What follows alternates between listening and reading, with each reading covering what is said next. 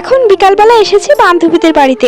ওর হাতে একটু মেহেন্দি করে দেবো। পুজোর আগেই না আমরা সকলে মিলে মেহেন্দি করি। ওদের ছাদে উঠে এসেছি। আর এটা দেখো, সেই রাস্তা থেকে টার্টেল ভাইন পেয়েছিলাম, আমরা দুজনে মিলে ভাগ করে নিয়েছি।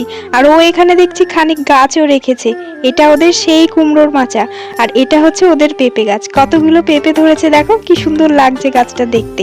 আর ওদের বাড়ির ছাদ থেকে আকাশটা দেখতে বেশ সুন্দর লাগে। এখন তো আবার শরৎকাল, তবে না একটু বৃষ্টি হচ্ছে।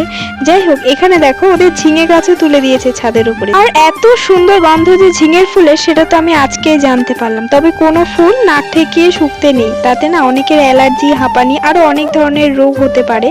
তবে যাই হোক, আমি ফুলটা কিন্তু নাক ঠেকিয়ে শুকিনি, একটু দূর থেকেই শুকেছিলাম, যে কারণে আসা মেহেন্দি করতে। আর মেহেন্দি এখানে স্টার্ট করে দিয়েছি, করতে করতে দেখি হঠাৎ সন্ধে নেমে গেল। তাই বাকি মেহেন্দিটা ওদের ঘরে লাইটেই শেষ করলাম। ডিজাইনটা কেমন লাগলো জানিও। দেখা হচ্ছে তোমাদের সাথে নেক্সট ভিডিওতে।